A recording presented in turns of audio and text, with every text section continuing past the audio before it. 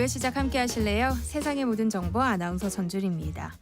이번 비상계엄 사태가 6시간 만에 철수될 수 있었던 배경에는 소셜미디어, SNS의 역할이 컸다는 평가가 많죠. 한밤중 느닷없이 선포된 계엄령은 SNS를 통해 빠르게 확산될 수 있었고 시민들이 국회 앞으로 모여들 수 있게 했는데요. 그런 시민들에 의해 무장계엄군이 국회로 진입하는 모습이 빠르게 공유됐고 국회의원들은 국민 모두가 지켜보는 가운데 비상계엄 해제 결의안을 통과시킬 수 있었던 겁니다. 이것이 1979년 비상계엄 사태와 달라진 점인데요. 그럼에도 비상계엄 사태 이후 해외에 기반을 둔 모바일 메신저로 디지털 피난을 떠나는 사람들이 늘고 있다고 합니다. 이런 상황 어떻게 봐야 하는지 잠시 뒤 IT 연구소 코너에서 자세히 살펴보겠습니다. 연말이 되면 이제 곧 상품이 없어진다면서 보험 가입을 부추기는 이른바 절판 마케팅이 기승을 부리는데요. 보험 가입 어떻게 해야 하는지 오늘 짠테크 SOS 돈 되는 라디오에서 알려드릴 예정이니까요. 궁금한 분들 계속해서 함께해 주세요. 저희 방송은 KBS 1라디오 유튜브 채널을 통해서도 실시간으로 시청 참여하실 수 있습니다. 많은 관심 부탁드리면서 KBS 세상의 모든 정보 지금 시작합니다.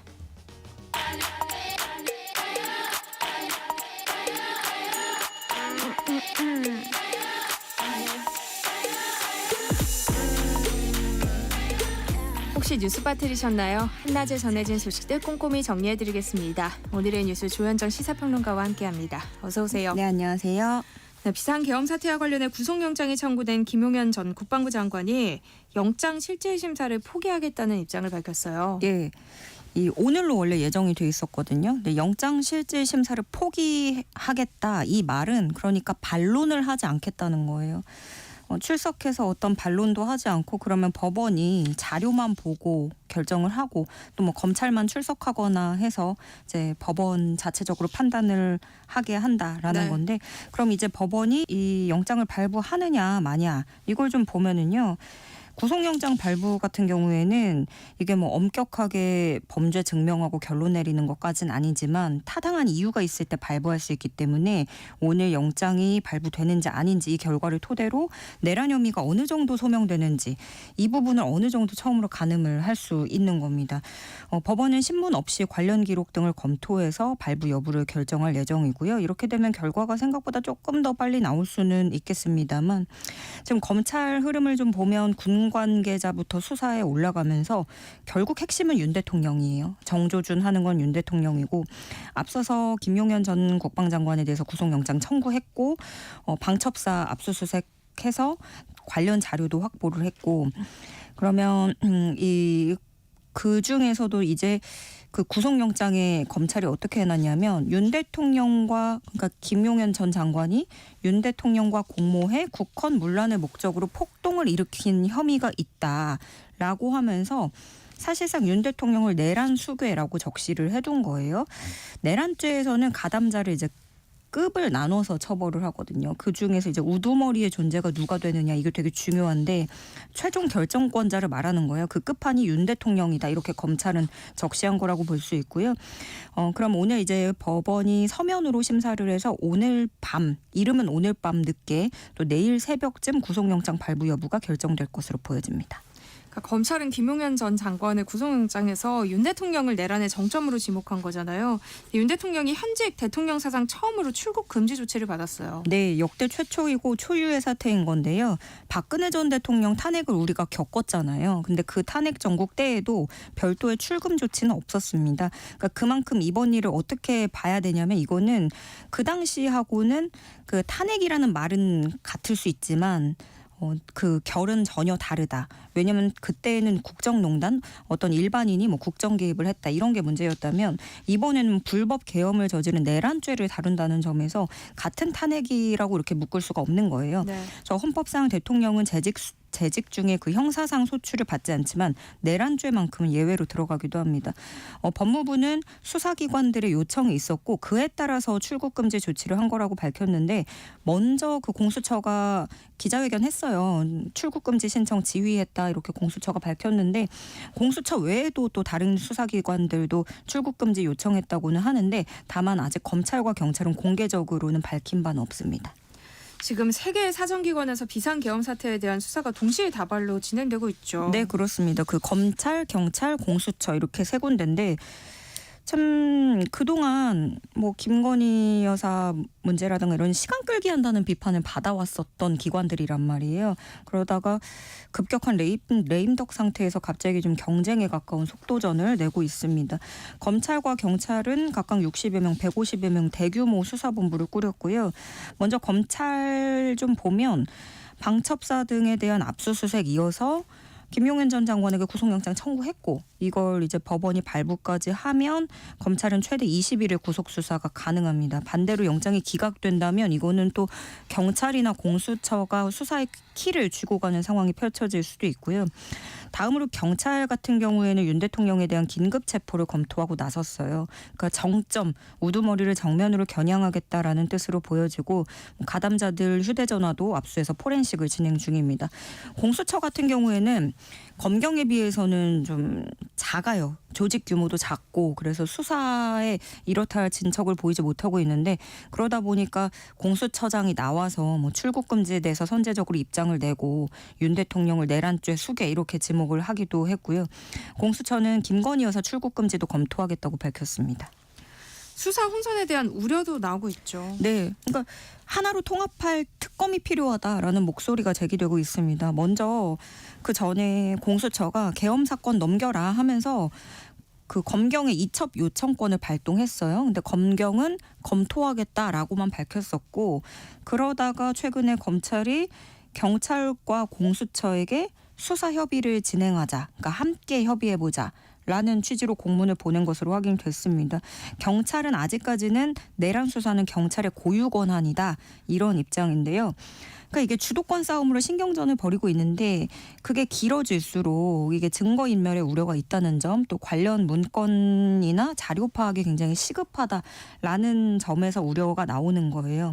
근데 이게 검찰, 경찰, 공수처 이게 내용은 다 조금씩 다르긴 한데 모두 조금씩 한계는 있어요. 뭐 예를 들어서 공수처는 내란죄를 직접 수사할 수가 없고 또 적은 규모에서 인원을 다 차출해야 되면 다른 게 공백이 생기고 이런 것도 있고 경찰은 셀프 수사라는 비판을 또 피하기가 어렵고 또 검찰 같은 경우에는 이 직권남용죄는 될 수 있어도 내란죄는 직접 수사 범위로 들어있지 않고 이런 것들이 좀 한계가 있긴 한데 법원행정처에서는 이렇게 서로 수사권이 있다고 주장하는 지금 상황이 비정상적이다 이렇게 지적을 하기도 했어요. 특히 이게 왜 서로 이제 주도권을 이 정도로 가져가느냐 그리고 이것이 왜 중요하느냐 하면 이게 수사에 끝나는 게 아니라 공소제기 절차에서 적법성이라든가 앞으로의 이 기관들의 그런 행보들 또 네. 증거 능력 문제로까지 이어지기 때문에 법원행정처에서도 몹시 중요하게 바라보고 있다는 거고 어느 기관에서 수사하도록 인정할 건지 이게 굉장히 중요한 재판 사항이 된다고 법원행정처장도 그렇게 인정을 했어요. 때문에 그만큼 수사 주체의 교통정리가 좀 시급하다라는 지적이 나오고 있고 가장 크게는 특검이 대안으로 거론되고 있는데 여야 추천을 배제하자라는 내용도 나오고 있습니다. 국회는 오늘 본회의를 열고 내란 상설 특검을 처리할 것으로 알려졌죠. 네, 어제 법사위에서 먼저 야당 단독으로 이걸 의결을 했고요. 오늘 본회의에 올린다는 건데 이날도 어제도 국민의힘은 불참했어요. 오늘은 본회의에 올리는데 이게 야권 의석이 제적과반 훌쩍 넘기 때문에 본회의 통과는 무난하게 지나갈 것으로 보이고요. 또 이게 일반 특검하고 다르게 오늘 올리는 상설 특검 같은 경우에는 대통령이 거부권을 행사할 수 없잖아요. 그래서 처리되면 바로 특검 추천 절차에 들어갈 수 있습니다. 다만 상설 특검도 조금 단점은 있어요. 수사 기한이나 인력에 좀 제한이 많은 편이고 민주당이 또 별도로 발의해 놓은 그런 일반 특검 같은 경우에는 오히려 이걸 좀 기한이라든가 인력도 상황에 맞게 늘릴 수 있습니다. 그래서 좀 장단점이 또 뚜렷한데 다만 이제 상설 특검은 또 그러면서 또 거부권 그 일반 특검은 거부권이 가능하고 상설 특검은 거부권이 안 되는 그런 게 있고요. 수사 대상에는 윤석열 대통령 또 김용현 전 장관 외에도 한덕수 총리, 추경호 국민의힘 원내대표, 여인영 전 방첩사령관 등이 추가됐습니다. 한겨울 추운 날씨에도 국회의사당 앞 집회는 매일 진행되고 있어요. 네, 지금 시민 개개인의 자발적인 움직임이에요. 그게 더 커지고 있고 성남 민심이 운집하고 있는 것에 비해서 비교적 평화롭게 진행되고 있습니다. 10대들이 응원봉 나오고 들고 나오는 게 되게 화제가 되기도 했는데 보니까 아이 엄마들은 장난감 요술봉을 가지고 오기도 하더라고요. 굉장히 그 불빛들이 가지각색이고 평일에도 학교 마치고 또 회사 퇴근하고 이렇게 지친 몸을 이끌고 나오시는데 이렇게 외치는 게 이거는 보수나 진보 정권 유지의 문제가 아니라 민주주의를 지키려고 하는 것이다라는 목소리가 대다수로 보여지고요. 보수 텃밭이라고 하는 대구의 움직임도 심상치가 않습니다. 대구 동성로 일대에서는 국민의힘을 두고 내란 동조범이라면서 시민 시국 대회가 열렸고 85개 단체가 참여했습니다. 더 이상 TK를 수치스럽게 하지 말라 이런 구호를 외치고 있어요. 그리고 대구 정치의 성지같이 여겨지는 곳이죠. 서문시장. 이제 정치인들이 대구에 방문하면 꼭 거길 들리고 하는데 윤 대통령도 갔잖아요. 네. 곳곳에서 이제 그 시장 상인들이 윤 대통령 사진하고 서명을 떼고 있습니다. 흔적 지우기에 나서는 모습도 보여지고 근데 대구가 국회의원 그 12석 지역구를 국민의힘이 다 차지하고 있는 곳이거든요. 근데 여당에도 굉장히 큰 압박이 될 것으로 보여집니다. 대통령 탄핵 소추안 표결에 불참한 국민의힘 의원들을 향한 비판의 목소리도 커지고 있다고요. 예, 일단 그 국회에 청원이 올라왔어요. 그 표결에 참여한 국민의힘 의원 3명 제외하고 나머지 의원들 다 보이콧한 자체가 헌법을 위반한 것이다 이런 주장으로 국민의힘을 이제 해산할 심판을 헌법재판소에 청구해달라는 청원이 올라왔습니다. 물론 정당 해산 심판은 국회가 청구할 수는 없는데 그럼에도 불구하고 환한 민심을 보여주는 대목이라고 할 수 있겠고 이 청원이 8일에 올라왔는데 오늘로 12만 4천여 명까지 제가 확인을 했어요. 점점 늘어나고 있고 국민의힘 의원들 각 지역구 사무실에는 항의성으로 근조화환이 잇따르고 있습니다. 근조화환에는 내란 동조 부역자 지역을 떠나라 이런 비난 문구가 적혀 있고요. 같은 국민의힘 의원들 다 보이콧을 했는데 그중에서도 김재섭 의원이 타격이 제일 큰 것 같아요. 지금으로서는요. 윤상현 의원이 유튜브 나와서 했던 발언도 불을 붙였고 그게 제일 컸겠지만요. 일단 그동안의 이미지도 좀 소장파로 분류가 되면서 특히 민주당 텃밭을 가져갔잖아요. 기대감을 모았던 게 도리어 좀 큰 역풍으로 작용하는 것으로 보여집니다. 그러니까 도봉구를 가져간 보수의 젊은 정치인 이 타이틀만으로도 사실 오래 갈 수 있었던 그런 메리트가 있었는데 이렇게 되기도 쉽지 않았던 거죠. 지금 김재섭 의원 지역구 사무실 계란세례 맡고 있고요. 지나가던 주민들 그러니까 애초에 사무실에 항의하러 온 시민들이 아니더라도 여기 뭔가 하고 봤다가 다 같이 소리 지르는 그런 상황이 도봉구에서 펼쳐지고 있습니다. 급기야 김재섭 의원 집 앞에서 흉기가 발견되는 사건도 발생해서 경찰이 신변 보호를 강화한 상태입니다. 한나자의 교양 파트너 지금 여러분께서는 세상의 모든 정보와 함께하고 계십니다. 네, 국민의힘 한동훈 대표는 탄핵 대신 질서 있는 퇴진을 추진하겠다고 밝혔는데 구체적인 실행 방안은 언제쯤 나오는 건가요? 네, 어제도 국민의힘이 이걸 두고 의원총회 5시간 넘게 진행을 했어요. 근데 뭐 질서 있는 퇴진에 대한 로드맵을 짜보겠다라는 건데 그러면 질서 있는 퇴진을 고민한다는 자체가 아직 특검이나 하야나 뭐 탄핵 같은 다른 선택지는 당론으로는 안 보겠다는 거고 그럼 국민의힘 지금 계획은 14일까지 내용을 제시해야 된다는 거예요. 왜냐하면 14일이 이제 이걸 표결을 붙이는 거잖아요. 근데 민주당이 목요일 토요일 이렇게 가니까 매주 네. 토요일마다 이 상황을 맞닥뜨려야 하는 게 지금 국민의힘의 상황인 거예요. 당장 그게 14일이 이번 주 토요일이니까 그 전까지 해야 된다라는 그런 급한 마음은 있고 결국에 어제는 결론은 내진 못했는데 탄핵 반대라고 하면서 당론 세우고 투표장 안 나타날 때는 되게 이게 단일 대우가 잘 이루어졌단 말이에요. 그게 조금씩 균열이 생기는 건 아닌지 이걸 좀 볼 포인트인데요. 친한계 중심으로 윤 대통령이 조속한 하야를 촉구하는 목소리가 조금씩 터져 나오고 있습니다. 김상욱 의원 이분이 그때 그 표결에 참석을 했던 그러면서 유명해진 분이죠. 그때 반대표를 던졌다라고 밝혔는데 이번에는 오늘 밝힌 입장에서는 탄핵에 찬성한다. 찬성표 던질 것이다. 그러니까 여당 의원들 협조해야 되니까 나와달라. 그리고 본인이 함께 논의해봤던 여당 의원들 숫자 세어보면 탄핵에 충분한 숫자다 이런 주장을 하기도 했고요.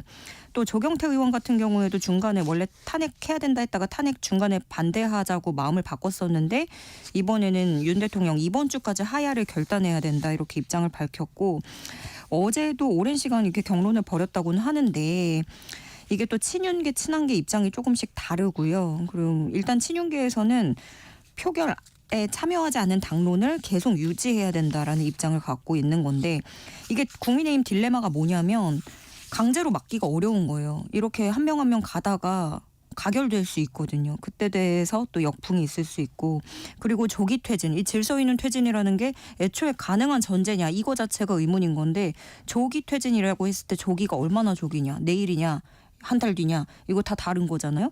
그리고 군 통수권자 같은 경우 이 대통령의 자리는 하루가 비워져도 굉장히 유고 상황인 건데 국정 공백이 길어질수록 여당이 감내해야 될 것들이 걷잡을 수 없어지기 때문에 빠른 시일 내에 발표를 할 것으로 보이고 이르면 오늘 나올 수도 있겠습니다. 네. 네, 우원식 국회의장이 제시했던 예산안 합의 처리 시한이 바로 오늘인데요. 어떻게 될까요? 네, 민주당은 오늘 처리 끝내겠다는 방침이에요. 민생과 경제 회복을 위해서 뭐 증액이 필요한 부분이 있다면 추경 등의 방식으로 해결할 수 있다라는 게 민주당 입장이고요. 지금은 민주당 주도로 올렸던 감액한 예산안만 통과를 한 상태잖아요. 여당은 사실상 손을 놓고 이러지도 못하고 저러지도 네. 못하고 있어요. 여야 협상은 그 원래 우원식 의장이 이때까지 10일까지 협상안 가져와라 이렇게 제시를 했고 그 사이에 빠르게 얘기를 했어도 모자란데 계엄이 그 중간에 선포가 된 네. 거란 말이에요. 그래서 협상은 거의 중단이 됐고 그래서 정부 안에서 이제 4조 1천억 원 이미 감액한 상태인데 추가로 삭감하는 카드까지 민주당이 꺼내고는 있는데 사실상 이거는 진짜 감액을 많이 한다기보다는 여당을 좀 테이블로 나오게 하는 제스처에 가까워 보이고요.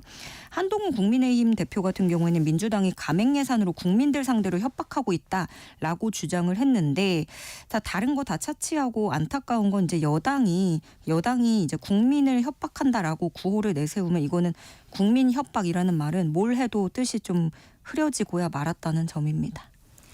오늘의 뉴스 조현정 시사평론가와 함께했습니다. 고맙습니다. 네, 고맙습니다. KBS 일라디오 세상의 모든 정보 함께하고 계신 지금 시각은 12시 37분입니다. 이 시각 교통정보 알아봅니다. 사고 구간 중심으로 길었던 오전 정체는 점심시간을 지나면서 많이 풀렸습니다.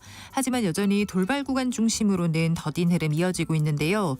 중부 내륙고속도로 양평 쪽으로 창녕 부근에서는 3km를 사이에 두고 두 건의 사고가 났습니다. 먼저 2차로를 막고 처리하고 있고요. 3km 정도 더 가서는 1차로와 갓길이 막혀 있어서 이 창녕 일대 4km 구간에서 정체 매우 심합니다. 부산 포항고속도로 부산 쪽으로 외동 2터널 2차로에서는 고장난 화물차를 처리하고 있습니다. 중앙고속도로 춘천 쪽으로 동명휴게소 부근 1차로에서도 낙하물을 처리하고 있고요. 호남고속도로 천안 쪽으로 호남터널 부근에서는 2차로를 막고 장애물을 처리하고 있습니다. 그 밖에 경부고속도로 서울 방면으로 안성분기점 부근 사고는 처리가 마무리됐지만 부근으로 정체 남아 있습니다. KBS 교통정보센터에서 김민희였습니다. 세상의 모든 정보는 청취자분들의 관심과 참여를 기다립니다. 방송 들으시면서 궁금한 점이 있거나 의견 공유하고 싶은 분들 계시면 문자 보내주세요. 추첨을 통해 모바일 쿠폰 보내드리겠습니다. 참여하실 번호는 샵 9730이고요. 짧은 문자 50원, 긴 문자 100원의 이용료가 부과됩니다. 콩 게시판을 통해서는 무료로 참여하실 수 있고요. KBS 1라디오 유튜브 채널을 통해서도 실시간으로 시청 참여하실 수 있습니다. 꼭 알아야 할 정보를 알기 쉽게 전달해드리는 시간입니다. 세상의 모든 지식, 화요일은 IT 이슈 살펴볼 텐데요. IT연구소 김덕진 IT 커뮤니케이션 연구소 소장과 함께합니다. 어서 오세요. 네, 안녕하세요. 반갑습니다. 김덕진입니다. 비상계엄 사태가 발생한 지 일주일이 지났는데 네. IT 분야에서도 상당한 파장이 이어지고 있다고요. 네, 맞습니다. 뭐 실제로 이제 비상계엄 여파로 인해서 글로벌 IT 기업들이 국내에 있는 행사를 취소하기도 했고, 뭐 재택근무로 전환하는 빠르게 대응이 좀 있었습니다. 네. 우리가 알고 있듯이 12월 3일 오후에 일어난 일이었고, 12월 4일 오전에 실은 이제 연말 시즌이 되면은 해외 특히나 이제 외국계 기업들이 우리나라에서 IT 컨퍼런스 같은 거를 왕왕 하거든요. 근데 이런 것들이 좀 많이 세션이 좀 취소가 됐었어요. 그래서 뭐 마이크로소프트에서 한 행사도 좀 취소가 됐었고, 그리고 이제 특히나 외국계 IT 기업들 같은 경우에는 방한 직원에, 그러니까 한국에 있는 직원들의 긴급 복귀를 지시하거나 뭐 재택근무를 권고하고 주요 행사를 취소하는 일들이 벌어졌었습니다. 실제로 이제 이번 사태를 일종의 전시 상황에 준한 리스크까지도 인지하는 글로벌 기업들의 모습이 보여졌고요. 그래서 한국이나 뭐 한국 내 사업이나 대외 활동에 미칠 영향을 좀 예의주시하고 있는 상황이다. 이렇게 말씀드릴 수 있을 것 같습니다. 이번 비상계엄 사태가 빠르게 종료된 배경에는 SNS가 있다. IT 기술이 힘을 발휘했다. 이런 평가가 나오고 있잖아요. 네, 아무래도 생각해 보시면 이게 오후 10시 30분이었잖아요. 그 시절에 뭔가 이제 그 시간에 사람들이 뭐 TV 앞에 라디오 앞에 앉아 있기보다는 최근에 뭐 SNS를 보거나 유튜브 보는 분들도 꽤 많이 있지 않습니까? 네. 그러다 보니까는 이제 과거 계엄령이 선포됐던 45년 전, 그러니까 1979년과 다르게 스마트폰이나 소셜 미디어로 실시간 상황을 파악할 수 있는 상황이다 보니까 뭐 예를 들면은 국회에 나가서 이제 계엄군을 막겠다 하시는 분들 아주 빠르게 나갈 수 있었고, 뭐 이제 관련된 컨텐츠들을 우리가 계속 볼 수 있었죠. 실제로 그 언급량을 좀 말씀을 드려야 될 것 같은데, 12월 4일 날 소셜미디어 X, 그러니까 옛 트위터의 실시간 트렌드를 봤을 때도요, 뭐 비상계엄과 관련된 게시물이 80만 개를 넘으면서도 1위를 차지했고요. 뭐 그 다음에 이제 국회의원, 뭐 우리나라, 가짜 뉴스 이런 계엄 관련 키워드들이 실시간 트렌드 1위에서 5위를 차지했었습니다. 말씀드린 이틀 동안에만 계엄 관련 게시글이 100만여 개 이상이 쏟아졌고요. 그리고 이제 포털 사이트 구글에서도 이제 계속 실시간 트렌드로 뭐 24시간 정도 계속 계엄령이라는 키워드가 나왔고, 검색량도 200만 건이 넘었습니다. 그리고 계엄 선포 이후에 연관어 키워드들을 보면 환율에 대한 좀 키워드가 좀 많이 사람들이 검색을 했고요. 계엄령을 영어로 해석한 뭐 material law라든지 한동훈 국무위원 등도 실시간 트렌드 상위권에 계속 올라가게 됐습니다. 예전이랑 정말 달라졌다고 생각했던 게 비상계엄령 선포 이후에 이 모든 상황이 진짜 온라인 방송을 통해서 실시간으로 중계가 됐어요. 네, 실은 제가 이제 이제 계엄령이 선포됐을 때, 그때 이제 제가 이제 다른 방송 좀 하다가 여의도에 있었다가요, 돌아가는 길이었거든요. 근데 돌아가는 길에 갑자기 여의도 쪽에 사람들이 많이 몰리는 거예요. 그래서 뭐지 이러고 있다가 집에 딱 가서 TV랑 유튜브를 다 틀은데 정말 많은 사람들이 실시간 중계를 하고 네. 계시는 거예요. 아마도 이제 많은 분들이 느끼셨겠지만 이번만큼이나 우리가 말하는 이제 개인 미디어의 힘이 우리나라에서 제대로 보여진 이 어떤 이슈라고 볼 수 있을 것 같습니다. 뭐 우리가 뭐 언론 자유 제한 포고령도 있었잖아요. 근데 그 부분에 있어서 실제 효과를 보기 어려울 것이다라는 지적들이 나왔었는데, 그 이유가 크게 두 가지 정도였습니다. 첫 번째는 예전에는 한 40여 개 정도 뭐 뉴스 신문사 포함해서 그랬는데, 지금은 인터넷 언론사가 무려 4,000개가 넘고요. 뭐 일간 신문도 200개, 방송사도 10개가 넘으니까 이게 다 쉽게 말해서 계엄사의 통제를 받는다는 것 자체가 물리적으로 좀 어렵다라는 네. 얘기 첫 번째. 두 번째는 말씀드렸던 유튜브 같은 스트리밍을 어디까지 막을 수 있느냐라는 거죠. 아시겠지만 일단 유튜브가 해외 플랫폼이다 보니까 뭐 국가 간의 이러한 것들에 대한 논의도 좀 필요한 부분도 있을 거고, 이런 것들 때문에 이슈가 됐었고요. 그리고 또 한 가지, 이게 실시간으로 계속 개인들도 했지만 이번에 또 아주 기존과 다르게 특이했었던 것이 이제 정치인들 역시도 이제 실시간 이제 어떻게 보면 라이브 스트리밍을 틀었다는 네. 거죠. 그래서 뭐 긴급히 이동하는 뭐 스트리밍이 뭐 245만 건을 넘기도 하고, 뭐 우원식 국회의장 유튜브 채널 본회의 생중계 영상 조회수도 60만 건이 넘기도 하고, 또 뭐 국회의원들도 계속 이제 본인들이 하는 모습이나 의견을 하는 모습들을 본인들의 유튜브 계정으로 켜서 뭐 예를 들면 담을 넘는 사진이라든지 이런 것들을 계속 올리니까 그야말로 모든 상황을 실시간으로 우리가 지켜볼 수 있는 이제 정말 입체적으로 볼 수 있는 이번 뭐 이제 이슈였다. 그래서 그러다 보니까 이런 온라인을 통해서 우리가 비상계엄령 이후에 모든 일정을 보니까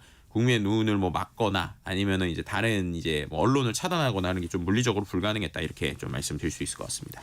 그러니까 79년이랑 다른 게 이제 언론 통제라는 거는 쉽지 않다라는 걸 보여준 것 같아요. 이번에. 네네, 그러니까요. 그러니까 또 지난 3일 비상계엄령 선포 당시에 포털뉴스의 댓글 기능이 좀 멈추고 카페가 좀 안 들어가지고 이러더라고요. 그러니까 이것 때문에 조금 또 오히려 사람들이 되게 처음에 당황을 했었어요. 네.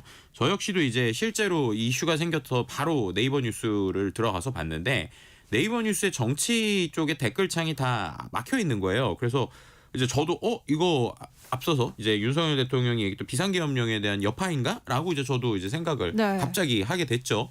근데 알고 봤더니 그게 아니었다라는 겁니다. 실제로 이제 네이버에서도 댓글 서비스 뭐 긴급 점검 중이다. 뭐 카페에서도 뭐 트래픽이 뭐 갑자기 긴급 점검 중이다 이런 내용이 나왔었고요.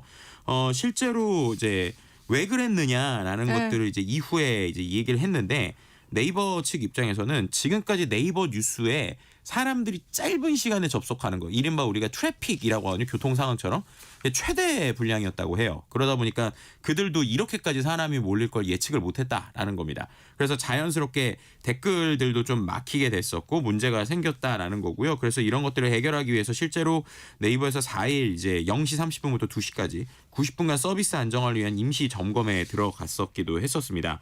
그래서 이런 부분들이 계속 있고 결국에는 트래픽 용량을 좀 낮게 설정한 이슈 때문이지 뭐 실제 그런 문제는 아니었다 이렇게 얘기를 하기도 했고요. 근데 반대로 또 우리가 그만큼 온라인 공간에서 뉴스를 많이 보고 있구나라는 것도 이제 사람들에게 인지시킨 거예요. 네. 그러니까 댓글창이 갑자기 닫힌 걸 뭐 그냥 단순한 문제가 아니라 이거는 정말로 다 글로 달려갔다는 네. 거죠. 문제인가? 이게 진짜 뭔가 이렇게 계엄령 폭거에 대한 영향인가라는 걸 느꼈을 정도로 그런 생각을 할 정도로 이제 어떻게 보면은 이런 포털을 통해서도 사람들이 보고 있고 또 온라인 서비스 기반의 통신 네트워크의 중요성 역시도 이번에 좀 재확인됐다라고도 말씀드릴 수 있을 것 같습니다. 잠깐이지만 SNS 상에서 가짜 뉴스와 허위 정보가 유포되기도 했어요. 네, 그러니까 이 부분도 이제 우리가 한번 좀 생각을 해봐야 되는 건데요. 실제 이제 계엄이 발효 중인 당시에 뭐 카카오톡 오픈 채팅방이나 일부 인터넷 커뮤니티에 뭐 계엄 등 일부 단어를 메시지에 포함하면 카카오톡 이용이 제한된다라는 가짜 뉴스가 돌기도 했어요. 그래서 뭐 이런 것들이 돌았을 때 이제 허위 조작 정보로 판별이 되기도 했고요.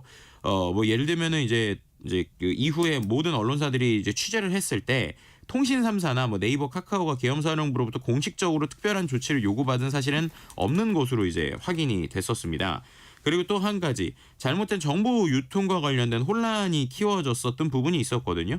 뭐 예를 들면 도로를 달리는 장갑차 사진하고 오후 11시 이후 통행 시 뭐 불시점 검문 체포 이런 자막을 합성한 가짜 뉴스 속보가 뭐 이렇게 나오기도 했었고 막 그랬습니다. 근데 이게 이제 또 우리가 잘 생각을 해볼 게 SNS에서 그러면은 가짜 정보만 돌았느냐라는 게 또 아니라는 거예요.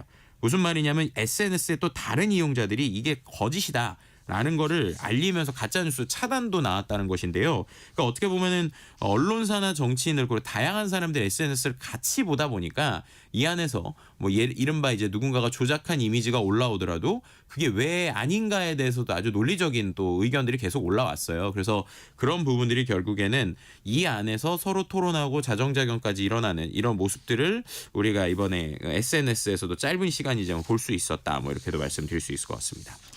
어쨌거나 이번 비상계엄 사태로 SNS의 영향력을 실감할 수 있었는데요. 네. 근데 최근 해외 모바일 메신저로 좀 이용하려는 이른바 사이버 망명 움직임이 나타나고 있다고요? 그렇죠. 이게 어떻게 보면은 뭐 약간은 이제 좀 뭐라고 그래야 되나 반농담 조의 표현이지만 제 주변의 SNS에도 사람들이 글을 약간 뭐 안녕히 계세요. 이제 지금까지 반가웠습니다. 이렇게 글을 올리신 분들이 있었어요. 네. 이게 어떤 생각까지 한 거냐면 우리 데이터, 그러니까 뭐 내가 SNS에 남긴 글이나 메신저에 남긴 글들 이런 것들까지 결국에는 계엄이 일어나게 되면은 그 안에서 이제 검토당하고 그걸 통해서 우리가 뭐 쉽게 말해서 뭐 검찰에 대한 조사받는 거 아니냐 이런 불안감을 가지신 분들도 네. 꽤 많았던 것 같아요.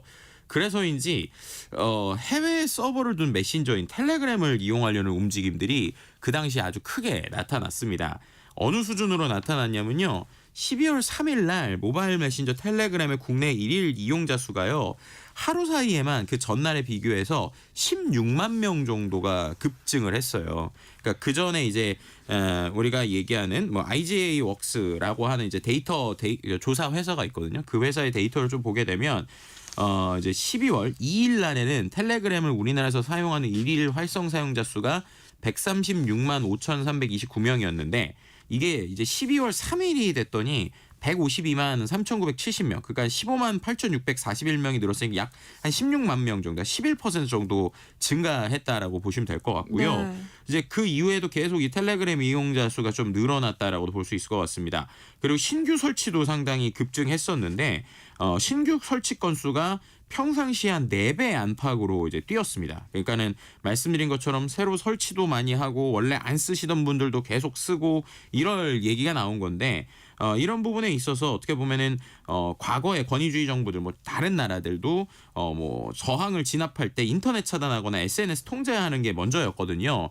그러다 보니까 뭐 사이버 사찰이 일어나는 것이 아니냐라고 하는 불안감을 가지신 네. 분들이 그런 것들에 있어서 뭐 어떻게 보면 조금 자유롭다라고 할 수 있는 텔레그램에 좀 넘어가고 있었다라고 보시면 될 것 같고요. 그 다음에 또 한 가지 통신 검열 우려에 대한 걱정이 있으신 분들은요. 이 IP 주소, 그러니까는 우리가 보통 인터넷을 쓰게 되면 이 인터넷을 접속하는 사람의 위치를 숫자로 표현하는 IP 주소라는 게 있거든요.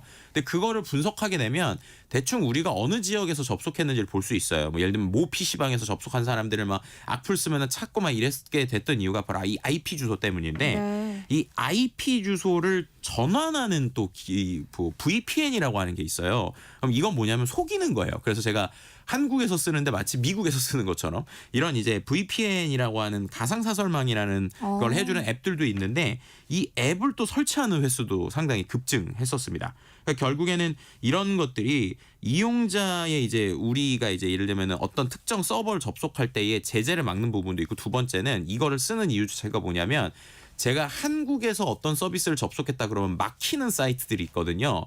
예를 들면 우리가 뭐 성인물 사이트 이런 데 우리나라 법상 막혀 있잖아요. 근데 내가 접속한 위치가 한국이 아니라 예를 들면 미국에서 접속했다 이런 식으로 이제 이걸 바꾸게 되면 제가 한국에 있음에도 미국 사람이 접속하는 거랑 똑같은 권한을 갖게 돼요. 그러니까 이거를 했다는 이유는 혹시나 우리나라 인터넷망이 차단이 돼서 뭐 외신 서비스에 못 들어가거나 내가 뭘 글을 못 쓸까 봐 그거에 대한 두려움이 있는 분들이 내가 한국에 있는데도 미국에 있는 사람이 꼭 인터넷 접속하는 환경을 만드는 이런 서비스에도 이제 많이 가입을 했다라고도 말씀드릴 수 있을 것 같습니다. 그러면 이제 그것도 차단하고 싶어도 차단할 수 없는 거네요. VPN이라는 서비스가 있으니까요. 그렇죠. 이제 그런 방식으로도 이제 우회하는 것들이 있는데 이게 일부 유료기도 하고 조금 불안하기도 하고 뭐 불법이냐 합법이냐 논란이 많아요. 근데 그럼에도 불구하고 이렇게까지 했던 이유 결국에 말씀하신 것처럼 혹시나 한국에 있는 인터넷들 뭐 포털 사이트들이 차단되거나 우리가 뭐 예를 들면 유튜브 못 들어가거나 이렇게 됐을 때 이제 우회를 하게 되면은 페이스북이나 유튜브는 해외 서비스니까 일단 우리나라에서 접속하는 건 차단하더라도 예를 들면 미국 사람이 페이스북 차단 들어가는 거 못 막을 거잖아요. 그러니까 그런 거를 우회하는 VPN이라는 것까지 깔았다. 이렇게도 말씀을 드릴 수 있을 것 같습니다. 근데 이런 가운데 IT 기술 위축을 우려하는 목소리도 나오고 있다고요. 이게 비상 계엄 사태 이후 불확실성이 커지면서 좀 해외 투자자들이 동요하고 있다는 이야기도 들리는데요. 실제로 그래요? 네, 맞습니다. 이제 생각해 보시면 최근에는요, 이제 IT라고 하는 게 우리나라만의 일이 아니라 글로벌로 다 같이 투자하고 움직이잖아요. 네. 당연히 리스크가 있다고 생각을 하니까 실제로 뭐 해외 플랫폼 업체 임원 인터뷰가 잠깐 홀드되고 이제 나중에 변경하자 뭐 이런 얘기도 나오고 있고 특히나 VC들, 그러니까는 해외 투자자들과 밀접하게 연결돼 있는 벤처 캐피털 업체에서는 지금 실제로 상당히 영향이 크다고 합니다. 그러니까 이른바 극단적으로 코리아 디스카운트 적용해야 되는 거 아니냐라는 얘기도 나오고 있고 뭐 수익이 이렇게 나올 수 있느냐, 예를 들면 VC에 지금 투자했을 때 한국 정부가 이렇게 불안한데 지금 그 상태에서 뭐 우리나라에 투자하면은 이게 뭐 예를 들면 투자자들 입장처럼 뭐 몇 년 안에 수익이 나올 거냐라는 이야기들이 좀 많이 나오고 있는 상황이라고도 합니다.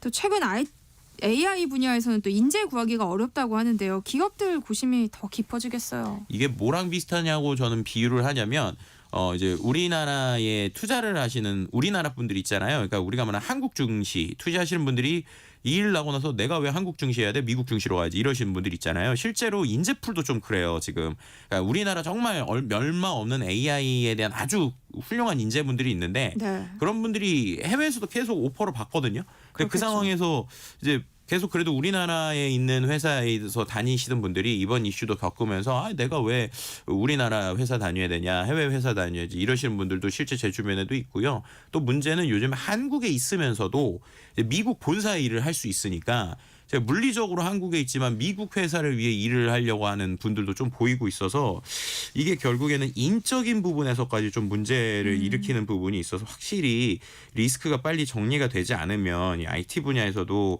IT 분야는 하루 뒤처지면 이게 나중에는 한 달 가도 못 쫓아갈 수 있거든요. 그런 부분이 좀 걱정되는 부분이 좀 있는 것 같습니다. 네, IT 연구소 여기까지 하겠습니다. 김덕진 IT 커뮤니케이션 연구소 소장과 함께했습니다. 고맙습니다. 네, 감사합니다. KBS 세상의 모든 정보 1부 순서 여기서 마무리하겠습니다. 그럼 전 잠시 후 2부에 다시 돌아올게요.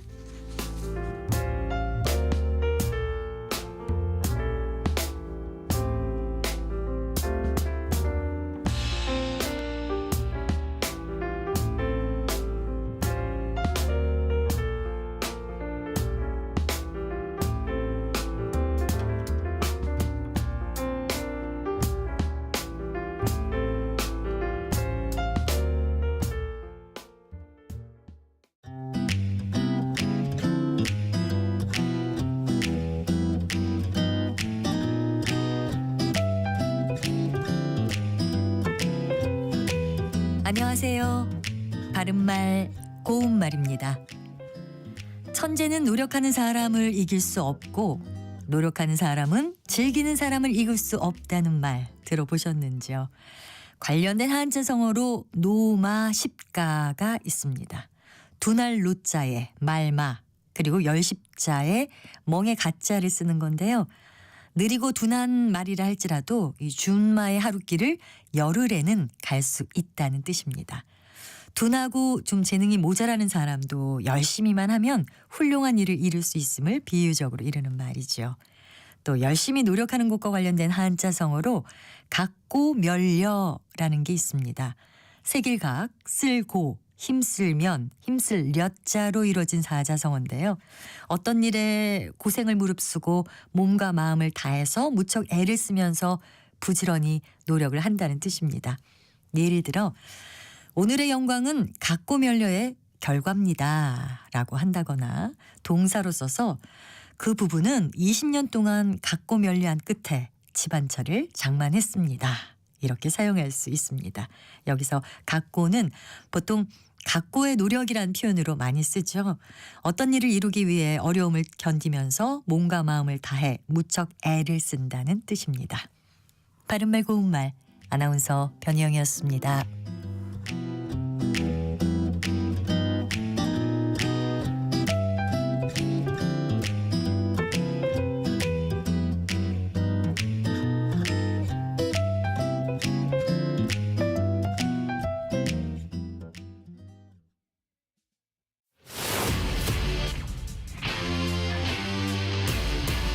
토론에 정답은 없습니다.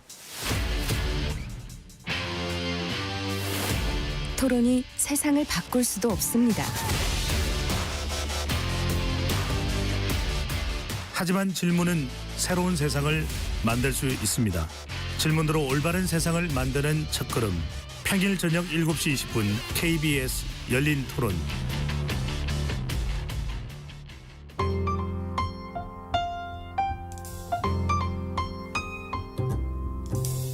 어떤 하루 보내고 계신가요?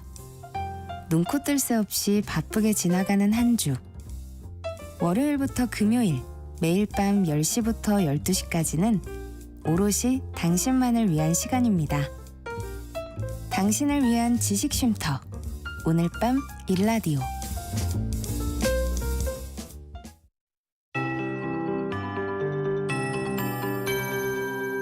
KBS 58분 날씨. 어제보다 추위가 조금 덜합니다. 오늘 예상 낮 최고 기온이 서울과 춘천 7도, 대전, 광주 9도, 대구 10도, 부산, 강릉 11도 등으로 어제보다 조금 높은 곳이 많겠고요. 예년 이맘때 기온보다 1, 2도 정도 높겠습니다. 오늘 전국이 대체로 맑다가 차차 구름이 많아지겠습니다. 대기는 점점 건조해지고 있어서 불조심하셔야겠습니다. 특히 동쪽 지역은 대기가 매우 건조한 상태여서 지금 강원 영동에는 건조경보가, 강원 영서 남부 일부 지역과 경북 동해안, 경북 북동 산지, 부산과 울산에는 건조주의보가 발효 중입니다.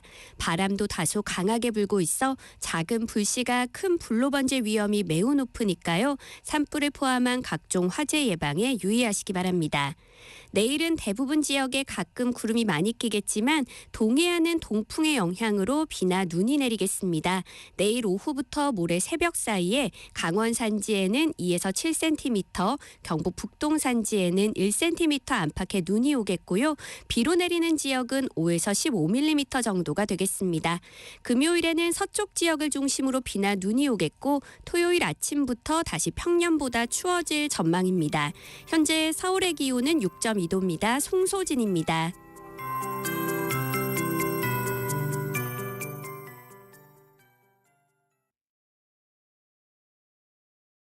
정성을 다하는 국민의 방송 KBS가 한시를 알려드립니다. AM 711kHz, FM 97.3MHz, KBS 1라디오입니다. HLKA.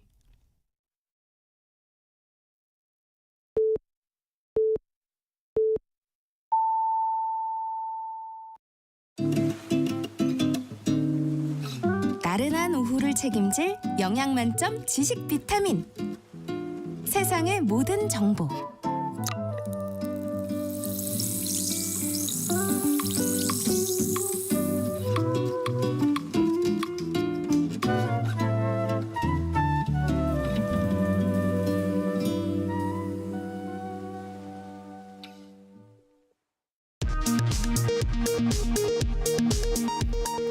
이 시각 라디오 정보센터 뉴스입니다. 국민의힘이 윤석열 대통령 2월 퇴진 후 4월 대선, 3월 퇴진 후 5월 대선 두 가지 안을 두고 검토에 들어갔습니다. 국민의힘 김상욱 의원은 두 번째 대통령 탄핵소추안 표결에 찬성한다며 대통령의 사죄와 즉시 하야를 촉구했습니다. 검찰 비상계엄 특별수사본부가 비상계엄 사태의 핵심 인물인 김용현 전 국방부 장관에 대해 구속영장을 청구했습니다. 김 전 장관과 윤석열 대통령의 공모관계가 영장에 적시됐습니다. 김 전 장관은 영장 실질 심사를 포기했습니다. 국방부는 비상계엄과 관련이 있는 것으로 확인된 문상호 정보사령관에 대해 직무정지를 위한 분리파견을 단행했다고 밝혔습니다.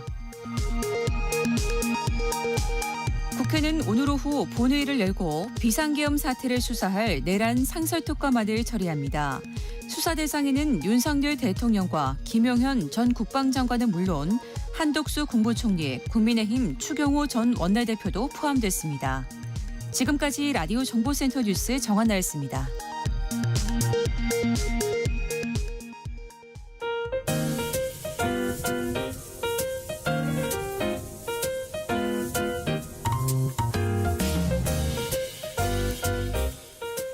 정신없이 바쁜 하루, 지금 우리 주변에서 벌어지고 있는 사건, 사고 소식들 한숨 돌리며 살펴보시죠. 하프타임 뉴스 임선훈 뉴스캐스터와 함께합니다. 어서 오세요. 안녕하세요. 네, 요즘 참 어지러운 시국인데요. 젊은 MZ 세대들이 더 적극적으로 움직이고 있어서 눈길을 끌고 있어요. 네, 젊은 세대는 정치에 무관심하다는 고정관념을 완전히 깨버린 요즘입니다. 최근 국회 앞에 모인 탄핵 집회의 중심은 단연 2030 세대였는데요.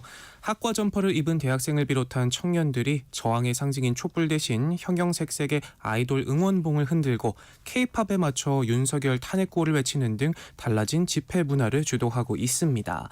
너나 할 것 없이 거리로 나온 배경에는 SNS를 통해 많은 정보를 빠르게 소통하는 데 익숙한 세대라는 점이 눈에 띄고요. 집회 현장에서 만난 학생들은 상황이 어떻게 흘러가고 있는지는 물론이고 계엄이 왜 위법한지 쉽게 설명해주는 글들이 끊임없이 올라오고 퍼졌다며 이 또래 사이에서도 화재 역시 자연스럽게 탄핵이 됐고 집회 현장까지 찾게 됐다 말하고요. SNS를 중심으로 집회에 함께 나갈 사람을 구하기도 하는 등 참여를 독려하는 모습도 두드러졌습니다. 동참 방법이나 주의 상황도 적극 공유하면서 시위에 대한 장벽을 대폭 낮춘 건데요.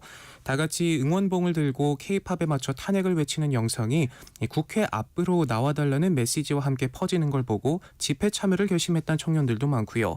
실제 현장에 나온 한 시민은 집회라고 하면 거칠고 무서울 것 같아 꺼려졌는데 이런 영상들을 보고 재밌고 안전해 보여서 나왔다 말하기도 했습니다. 또 잊을만 하면 되풀이되는 사회적 참사의 반복도 청년들의 적극적인 참여를 독려하고 있는데요.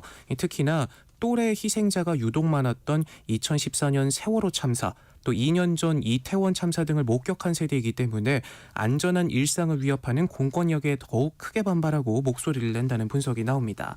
실제로 지난 5일 윤 대통령 탄핵에 찬성한다고 답한 만 18세에서 29세의 비율은 86.8%에 달해 전 세대 통틀어서 가장 높게 나오기도 했고요. 오는 14일 이번 주말에도 탄핵 소추안 재발의가 예고된 가운데 2030이 주축이 된 탄핵 집회 열기는 더욱더 뜨거워질 것으로 보이는데요. 전문가들은 청년들을 주축으로 시작된 평화 집회가 아이부터 노인까지 전 세대가 자리에 한 목소리를 낼 수 있는 선순환 구조를 만들어낼 것이다 라고 평가하고 있습니다. 청년들이 집회 중심에 서면서 필수템으로 떠오른 게 있다고요. 네, 다름 아닌 아이돌 응원봉인데요. 8년 전 박근혜 전 대통령 퇴진 집회 당시 사람들이 촛불을 들고 나와 대국민 집회 상징이 됐다면 이번 여의도 집회에선 아이돌 응원봉이 촛불을 대신하고 있다고 합니다. 시위 필수템이 되면서 네이버를 비롯한 온라인 쇼핑몰에선 응원봉 제작 같은 검색어들이 인기 검색어 순위에 오르기도 했고요. 당근이나 중고나라 같은 중고거래 플랫폼에서도 응원봉을 구하기 위한 사람들이 잔뜩 몰렸습니다. 전문가들은 과거 독재 정권을 타도하자는 의미에서 돌을 던지거나 폭력 시위도 서슴지 않았는데 요즘은 방법도 정당해야 한다는 인식이 커졌다면서 젊은 층이 주권자인 국민으로서 이 세상의 문제 항의를 하고 메시지를 전달하기 위해 유쾌한 방식을 택하고 있다 말하고요. 실제로 지난 집회 당시 자칫 분위기가 험악해질 뻔했을 때도 흘러나오는 K-팝 음악에 맞춰 응원봉을 흔들며 분위기를 밝게 돌려놓기도 했습니다. 탄핵 집회에 참여하기 위해 강의에 불출석하겠다는 학생에게 교수가 보낸 답장이 온라인에서 화제가 되고 있어요. 네, 최근 온라인 커뮤니티에 서울의 한 대학 철학과 교수가 시국 선언과 시위 때문에 강의에 못 들어간다고 한 학생에게 보낸 메일 답신이 올라와 화제인데요. 올라온 내용 그대로 한번 읽어드릴게요. 고등교육의 목적은 지성인의 배출에 있습니다. 사회에 대해 지식인의 책임을 다하는 지성인이죠. 이제 우리 학생들이 그 장정에 나서는데 제가 말릴 이유가 어디 있겠습니까? 우리 수업의 의미를 누구보다 잘 실천하는 분들이니까요. 그리고 불의의 두려움을 가질 필요도 없습니다. 용기를 내 전진하시길 바랍니다. 온 마음으로 응원드립니다. 라고 쓰셨네요. 이 글을 본 대학생들과 누리꾼들은 이분 수업이 좋아서 기억하고 있었는데 역시나다. 이 시대의 선생이시다 같은 반응들을 보였는데요. 이 어지러운 시국에 참된 스승의 모습을 볼 수 있어 참 감동적이고 다행이다 싶은 생각도 드네요. 탄핵 정국이 길어질 조짐을 보이면서 오늘은 좀 오른 것 같긴 하지만 금융시장에도 충격이 이어지고 있어요. 네, 탄핵 표결이 불발된 이후 열린 첫 주식시장 그야말로 검은 월요일 블랙 먼데이 그 자체였습니다. 개인 매도 물량이 1조 원 넘게 쏟아지면서 코스피와 코스닥 모두 연중 최저치를 기록했는데요. 코스닥은 장 마감 전 5% 넘게 하락해 4년 8개월 만에 630선이 무너졌고요. 비상계엄 사태가 일어난 뒤 지난 4일부터 우리 주식시장에서 시가총액 144조 원이 증발했습니다. 말씀하신 것처럼 그나마 오늘은 반발 매수세가 유입되면서 코스피와 코스닥 닷새 만에 반등하는 모습을 보여주기도 했는데 하지만 정치 불확실성이 여전한 가운데 개인들은 대거 국내 주식을 팔아치우고 있습니다. 전문가들은 정치적 불확실성이 장기간 이어지게 된다면 결국은 내년도 경제 성장률이라든지 여러 가지 기업 실적에 부정적 영향을 미칠 수 있지 않을까 이런 우려들이 주가에 급속히 반영되고 있는 과정인 것 같다 짚었고요. 같은 날 외환 딜링룸에도 긴장감은 가득했는데요. 원달러 환율은 주간 거래 종가 기준으로 전거래일보다 18원 가까이 오른 1,437원을 기록하기도 했고요. 당국의 개입으로 상승 속도를 억누르곤 있지만 흐름을 막긴 역부족입니다.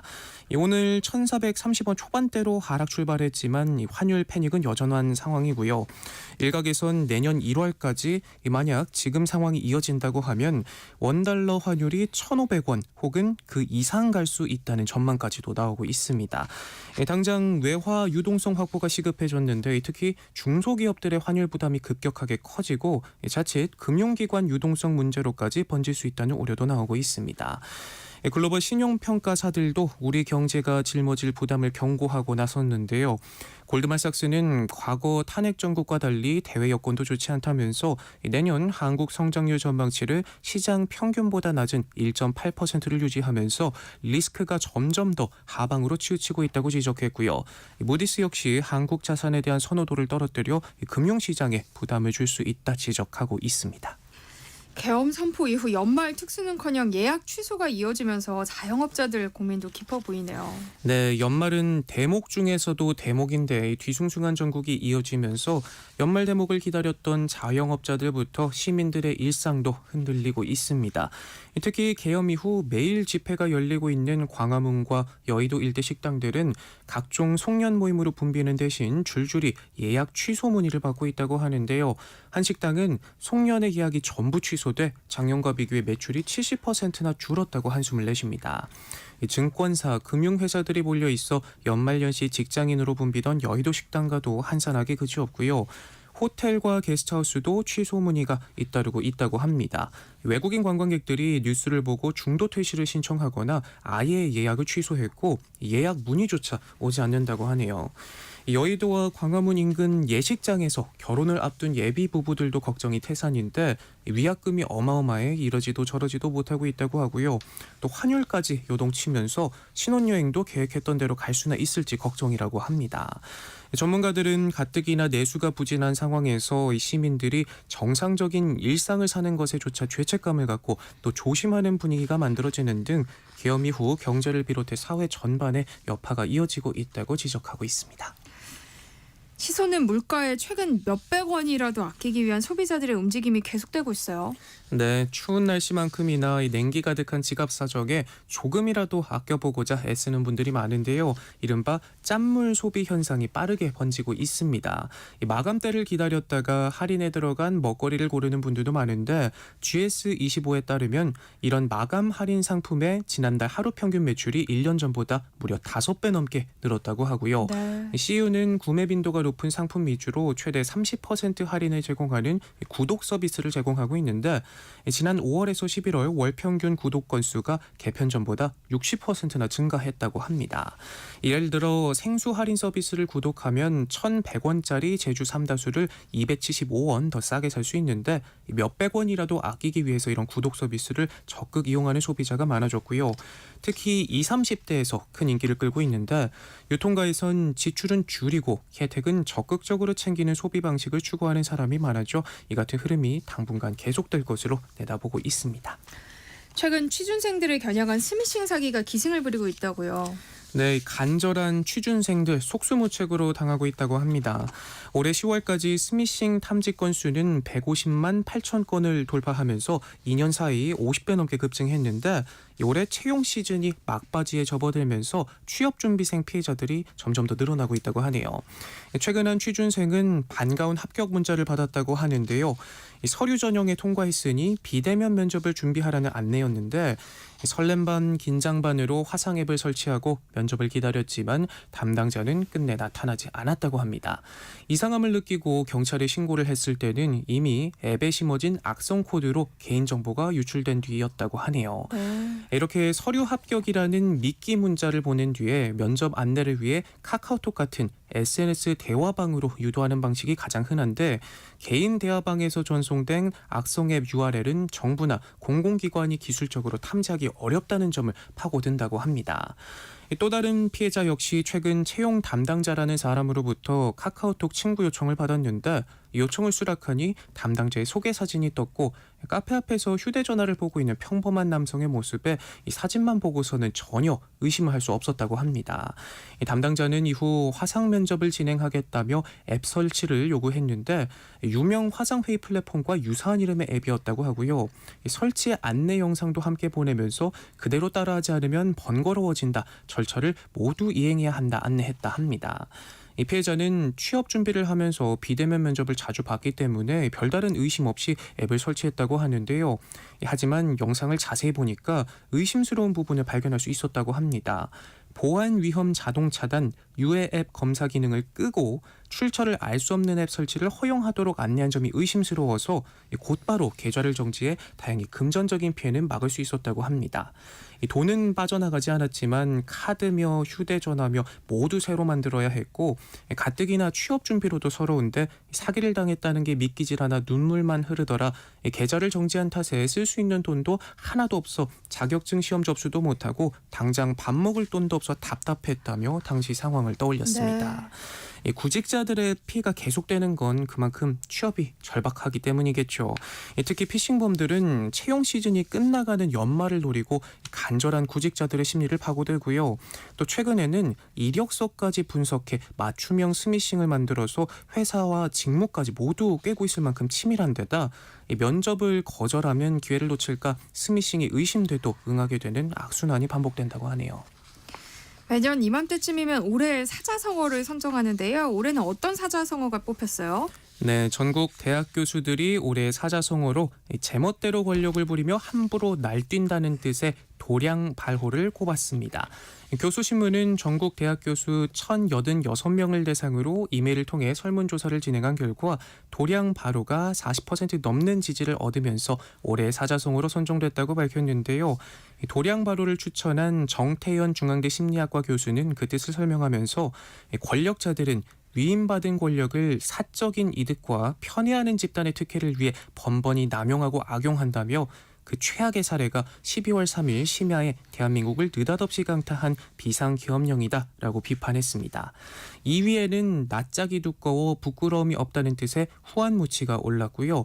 3위에는 머리가 크고 유식한 척하는 쥐 한 마리가 국가를 어지럽힌다는 석서위려가 뽑히면서 어지러운 현재 시국을 그대로 담아냈습니다.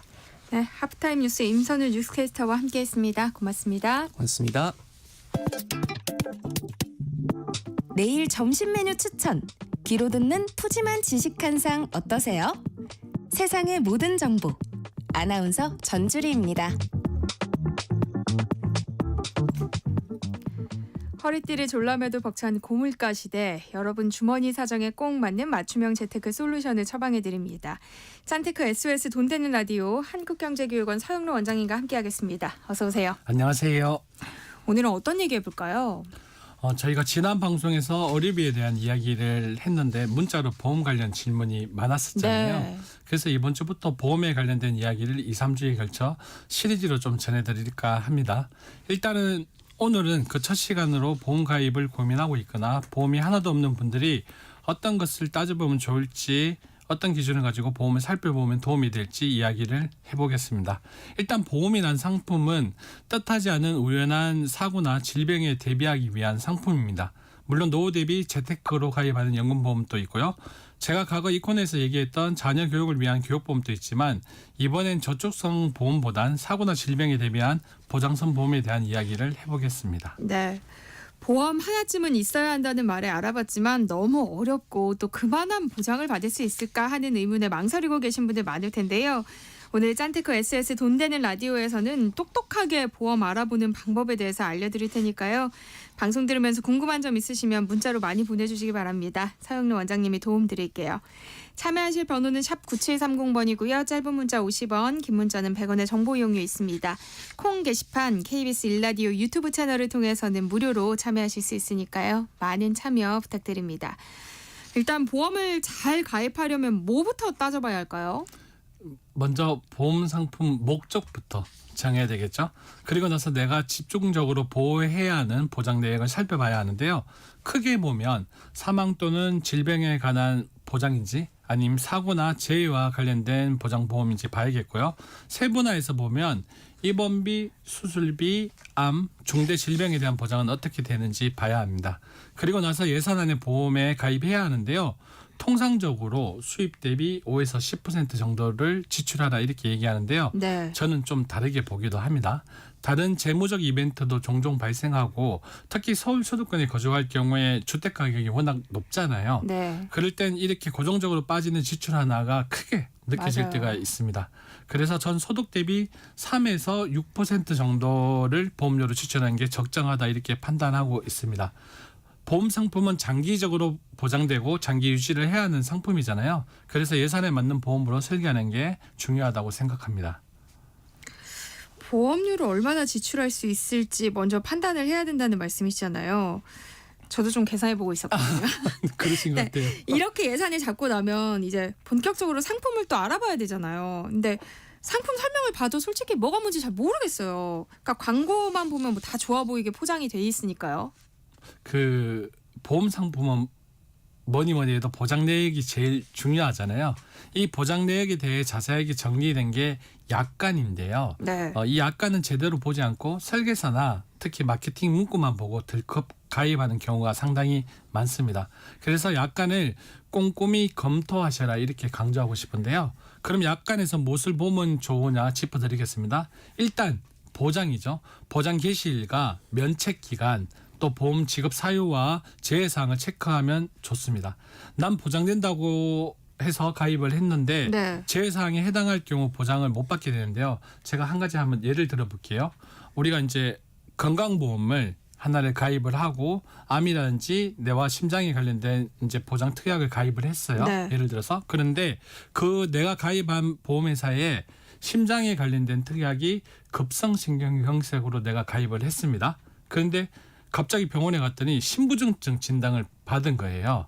그렇게 되면 급성신경경색 특약으로는 신부증증이 보장되지 않거든요. 이럴 때 나는 보험을 가입을 했는데 실제로 보험 내역에서는 빠지게 되는 거죠. 그래서 보장 내역을 약관을 통해서 잘 보는 게 중요하고요. 그리고 상품마다 보장 범위가 비슷해도 보험료에서 차이가 날 수 있습니다. 그래서 비교해서 가입해야 하는데 가격만 저렴하다고 덜컥 가입하지 마시고요. 보험금 지급을 잘 해주는 곳인지 알아보고 평판 좋은 보험사를 선택하셔야 합니다. 그 다음엔 뭘 해야 될까요? 보험 상품 특성상 건강하고 젊은 시기일수록 보험료가 저렴해지는데요. 그래서 보험에서 나이는 절대적인 요소입니다. 만약 지금 보험 가입을 고민하고 있는 청취자가 계신다면 하루라도 빨리 알아보고 가입하는 게 좋습니다. 그리고 보험에 하나도 가입되어 있지 않다면 일단 먼저 가입하고 나중에 추가하지 뭐 이렇게 생각하지 마시고요. 처음 설계할 때 전체적인 관점에서 보고 가입하는 게 더 유리합니다. 네. 제 개인적인 사견으로는 일단 실손 의료비 보험부터 먼저 가입하시는 걸 추천드리고요.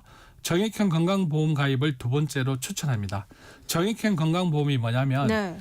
일반 건강보험이란 종합보험에 암하고 특정 질병 상해에 대한 진단비나 수술 시 등의 약속된 금액을 지급하는 보험인데요. 우리가 흔히 아는 암보험도 정액형 건강보험인 거죠. 이 정액형 건강보험은 예를 들어서 암보장이 메인 계약이라면 여기에 부하 특약을 추가해서 뇌하고 심장에 관련된 진단비 특약 그리고 일반 질병, 재수술비, 입원비 같은 특약을 추가로 구성하시면 되고요. 그리고 이건 개개인 상황에 따라 선택하시면 되는데요. 만약에 자녀를 두고 있는데 아이가 자랄 때까지 어떤 사고가 있어도 경제적 책임을 다하고 싶다는 분들은 사망 관련 보험을 가입할 수 있겠죠. 네. 자산이 많고 특히 부동산 자산이 많고 소득이 높다면 상속세를 대비해서 종신보험에 가입하는 거고요. 일반적인 경우라면 정해진 기간까지 사망 보장하는 정기보험으로 보험료도 줄이고 리스크도 줄일 수 있습니다. 그런데 보험 알아볼 때 갱신형이 있고 비갱신형이 있더라고요. 뭐가 더 좋은 거예요? 어떻게 보면 가장 중요한 부분인데요. 일명 보험 전문가라고 말씀하시는 분들도 이건 의견이 조금씩 다릅니다. 그래서 제 기준으로 말씀드리는데 네. 판단은 청취자분들이 해주십시오. 참고로 대다수의 사람들이 가입하고 있는 실손의료비 보험은 무조건 갱신형 상품입니다. 맞아요. 맞죠? 그래서 우리가 이제 암 진단비가 나온다거나 수술비가 보장되는 일반 정액형 건강보험은 저는 비갱신형이 더 좋다고 생각합니다. 물론 비갱신형이 무조건 좋다 이런 얘기는 아니고요. 하지만 갱신보험일 경우에는 은퇴 후 갱신될 때마다 보험이 계속 보험료가 올라가잖아요. 내려가는 건 못 봤어요. 그렇죠. 갱신할 때마다 항상 오르잖아요. 네, 그렇게 되면 나중에 소득이 없는데 보험료가 계속 올라가고 생활비가 계속 올라가게 되면 이게 꽤 부담이 될 수 있습니다. 그래서 나이가 들어서 소득이 없을 때 다른 우선순위에 뭐 어떤 재무적 이벤트가 발생하거나 돈이 부족한 시기가 오면 올라버린 보험료가 감당이 안 돼서 해지하는 분들을 많이 많아요. 봤습니다. 그래서 제 개인적인 생각으로는 보장을 100세 만기 또는 90세 만기 이렇게 위험 보장 기간을 정해두고 경제적 여유가 있을 때까지, 즉 20년 납이나 30년 납 또는 뭐 65세 납입 만기 등의 새 만기 등으로 이렇게 납입 기간을 정해서 내가 경제 활동을 하는 시기에 맞춰 보험료 납입을 끝나게끔 가입해 두는 게 좋다고 생각합니다. 물론 갱신형 보험의 장점도 있습니다. 초기 보험료가 낮아서 보장 범위가 넓은 보험에 가입할 때 상대적으로 조금 덜 부담스럽죠. 네. 그리고 갱신 주기마다 보장을 조정할 수 있다는 것도 장점이고요. 그래서 이미 보험에 가입돼 있는데 어떤 한 부분이 좀 부족하다는 분들은 특정 기간 동안 갱신형 보험을 활용하는 건 저는 괜찮다고 봅니다. 앞서서 실손 의료비 보험을 제일 먼저 가입하라고 조언을 해주셨잖아요. 근데 실손 가입할 때는 어떤 걸 좀 살펴봐야 할까요? 먼저 실손보험에 대해서 정확히 알아야 하니까 용어에 대한 설명을 먼저 하겠습니다. 왜냐하면 실손보험은 급여 항목에 자기 부담금의 몇 퍼센트 이렇게 약간의 정해져 있기 네. 때문에 그런데요. 실손보험에서 급여 항목은 의료보험 혜택이 적용되는 항목을 말합니다. 병원에서 의료비를 지불할 때 건강보험공단에서 일정 금액의 병원비를 지원해 주는 항목인 거죠. 그리고 본인 부담금 또는 자기 부담금이란 건 본인이 지불하는 금액을 뜻하며, 참고로 건강보험공단의 본인 부담률은 입원 20%, 외래 30%입니다. 본인 부담금은 대상에 따라 다르게 적용되며 15세 이하의 경우에는 본인 부담금이 낮게 적용되며 자연분만이나 내사자 장기 기증의 경우에는 본인 부담이 면제됩니다. 예를 들어서 병원에서 치료를 위해서 보험 적용이 되는 10만 원짜리 주사를 맞았다면 의료보험공단에서 지원하는 금액이 8만 원이고 여기에다가 자기 부담금 2만 원 이런 식으로 항목이 보여집니다. 비급여 항목은 건강보험공단에서 병원비를 지원해 주지 않는 것을 말합니다. 비급여의 경우에는 의료보험 혜택이 적용되지 않아서 환자가 병원비를 전액 부담해야 되며, 비급여 진료 비용은 병원이 자체적으로 정하기 때문에 병원마다 차이가 있을 수 있습니다. 네. 예를 들어서 대표적인 비급여 항목인 MRI 경우에는 병원 영수증을 보면 건강보험공단 지원 금액 0원, 본인 부담금 전액으로 계산돼서 발급됩니다. 비급여 항목에는 대표적으로 MRI가 있으며 그 외에 상급 병실료, 영상 진단 및 방사선 치료, 물리치료 등등이 있습니다. 그런데 이 항목들이 다 보장되는 건 아니죠. 네. 그 실손보험의 가입 시기에 따라서 1세대, 2세대, 3세대, 4세대로 나뉘는데 네. 세대별 보장 범위와 자기 부담률이 다릅니다. 세대별 특징은 제가 여기서 여러 차례 짚었고 지금 보험 가입을 고민 중인 분들을 위해서 얘기를 드리고 있으니까요. 지금 가입 가능한 4세대 기준으로 얘기를 드리겠습니다. 네. 4세대 실손보험의 가장 큰 특징은 비급여 자기 부담금도 높게 설정되어 있고 통운 공제 금액도 올랐습니다. 그래서 보험료는 저렴해졌는데요. 불임과 선천성 뇌질환 등 급여 치료비 일부 보상이 가능해졌으나 도수치료나 영양제 등 일부 비급여 항목은 보장되지 않는 게 차이점입니다. 그리고 4세대 실손보험부터 가입자를 대상으로 직전 1년간 비급여 보험금 지급 이력을 보고 이에 따라 보험료가 변동되는 특징이 있습니다. 그래서 크게 병원에 가지 않는 분들은 보험료가 크게 뛰진 않겠죠. 4세대 실손보험 특징에 대한 이해를 한 뒤에 가입해야 된다는 말씀이신 것 같은데요. 보통 20대에는 이제 실손보험 하나로 좀 있다가 30, 40대가 되면서 이제 많이 알아보기 시작한 게 암보험이거든요. 그런데 저만 해도 이 보장액을 어느 정도로 해야 되는지 잘 감이 안 와요. 맞는 말씀입니다. 이건 현재 본인 나이에 따른 위험도 그리고 소득이나 자산 규모 등을 기준으로 두고 정해야 되는데요. 그리고 만약 내가 가장이라 암에 걸려서 수입이 중단될 경우에는 부양가족들이 큰 어려움을 겪을 수 있잖아요. 네. 이런 경우는 보장액을 조금 더 가져가는 게 좋겠죠. 보통 암에 걸리면 경제활동을 이어가기 힘든 경우도 많습니다. 그래서 암 진단을 받고 치료를 받고 현직에 복귀하기까지 필요한 생계비를 계산해보고 보장의 크기를 정하면 좋은데요. 만약 암 진단비 3천만 원을 기준으로 잡았다면 보험사마다 비슷한 보장이라고 해도 보험료가 전부 다 다릅니다. 네. 그래서 꼭 비교하고 가입하는 걸 추천드리고요.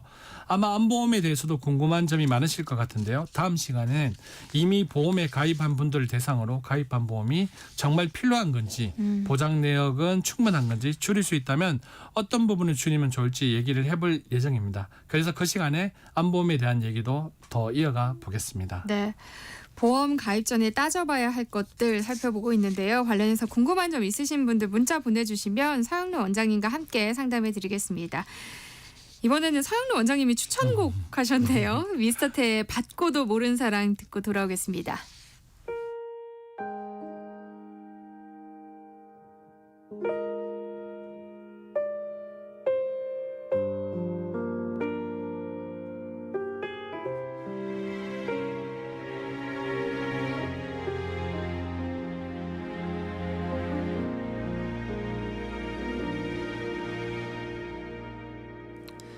눈을 감고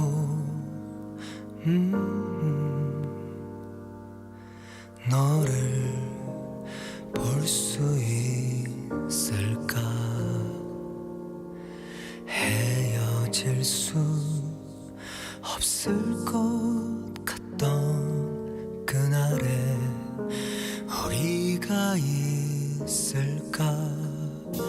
넌 그렇게 내게 넌 또다시 내게 사랑한다 말해.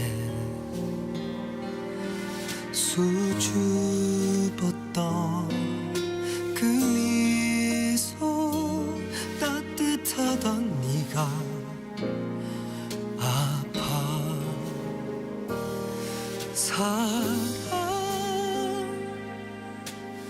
받은 나 받고도 몰랐던 나 이제 와서 후회도 시간에 빚진 사랑 그 맘 안에 산다는 걸.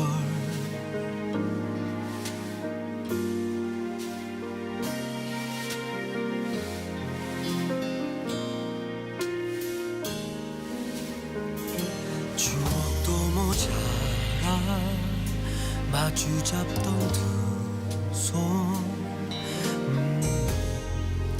잊지 못할 기억. 수줍었던 그 미소 따뜻하던 네가 아파.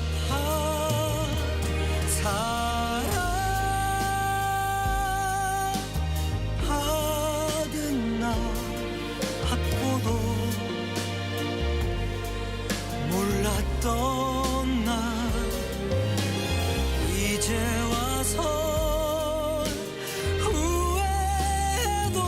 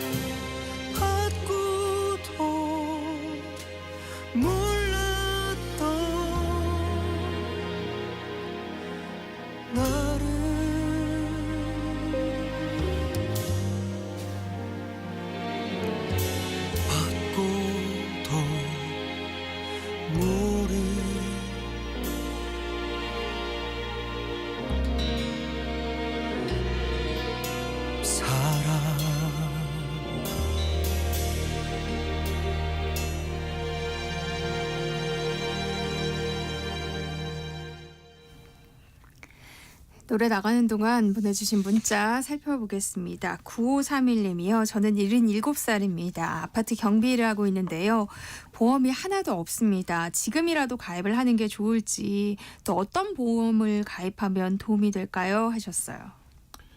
통장에 의료비를 목적으로 해서 뭐 가입에 넣었던 비상금이 없다면 네. 지금은 4세대 실손보험이 주를 가입 이루고 가능하죠. 있잖아요. 네. 그래서 4세대 실손보험이 나오면서 어떻게 보면 예전에 노인분들이 많이 가입했던 노인성 실손보험이 사라지고 있거든요. 그래서 지금 만약에 보험을 가입을 고민을 하고 계신다면 4세대 실손보험 정도는 가입해두는 게 좋다고 생각이 듭니다. 네.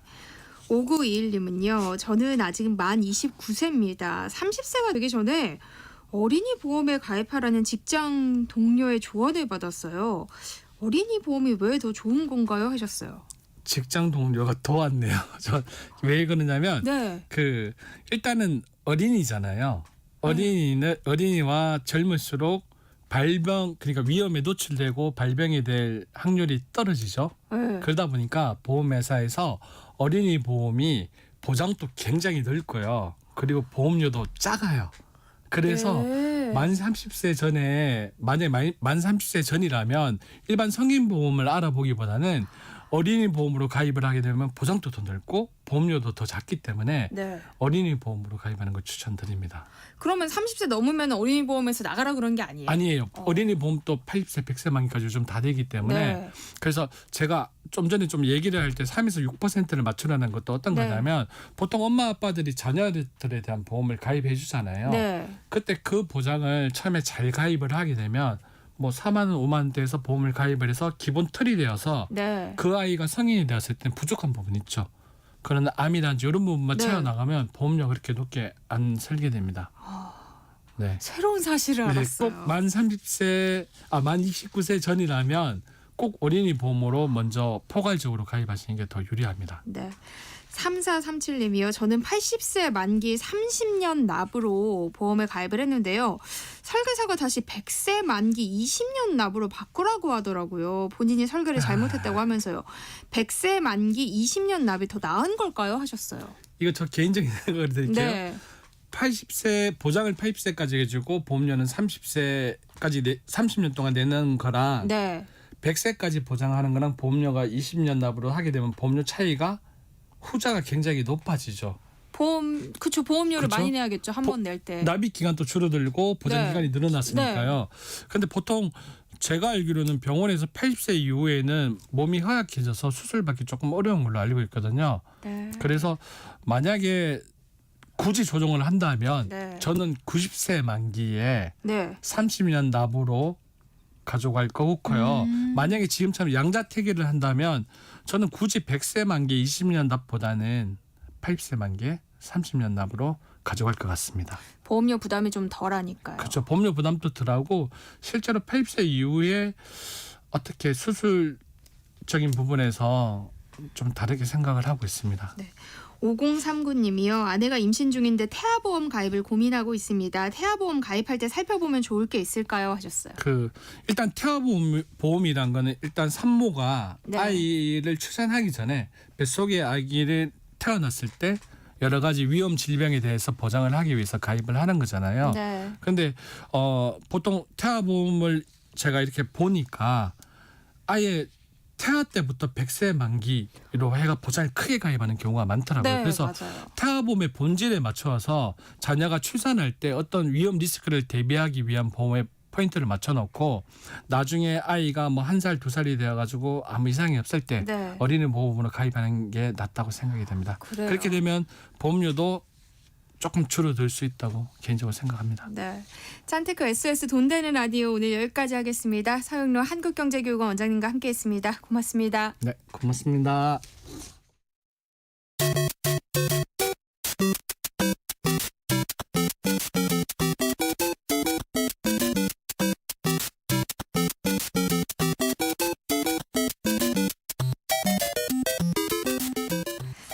아직도 게임을 그저 놀이로만 보시나요? 인문학적 관점으로 살펴보면 게임 속에 숨어있는 메시지가 보인다고 하는데요. 게임에 대한 오해를 풀고 세대 간극을 좁히는 시간입니다. 해시태그 게임인문학.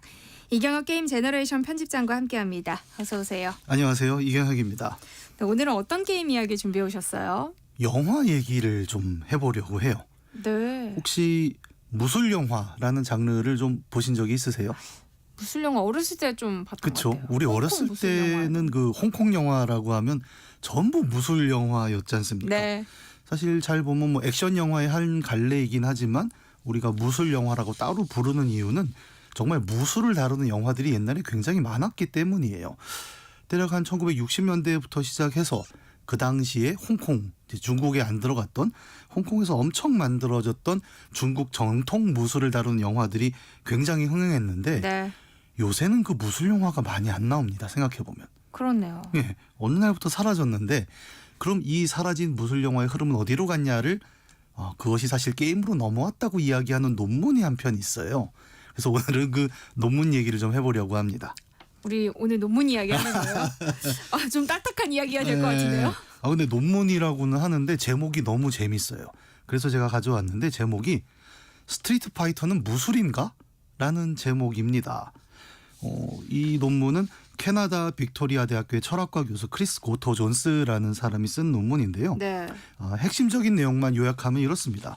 과거 영화계를 주름잡았던 동양 무술을 다룬 그 영화들이 시간이 지나면서 다른 영화로 넘어가는 것이 아니라 대전 격투 게임이라는 게임으로 넘어왔다라는 내용으로 요약해 볼 수 있겠어요. 뭐 스트리트 파이터는 저희와 비슷한 세대 분들이라면 네. 다 아실만한 게임이라서 반가운 마음도 드는데요. 이야기를 듣고 생각해 보니까 진짜 요즘에는 무술 영화가 많이 안 나오는 것 같아요. 예, 요즘은 이렇게 뭐 사람이 싸우는 걸 다루는 영화라고 해도 액션 영화라는 표현을 주로 쓰죠.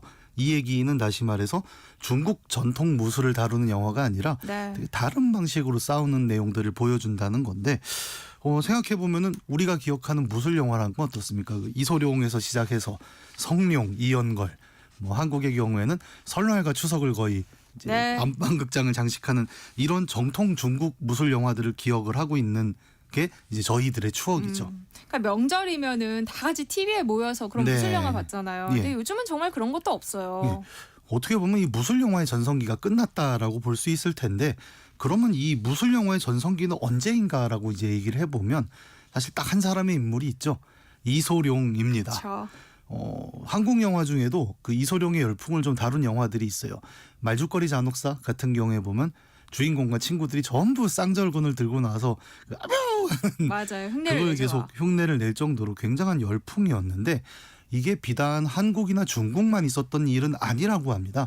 당시에 전 세계 서구권을 포함해서 전 세계가 이소룡이라는 사람의 그 무술 영화에 굉장히 열광을 했던 게 1970년대라고 이야기를 하죠.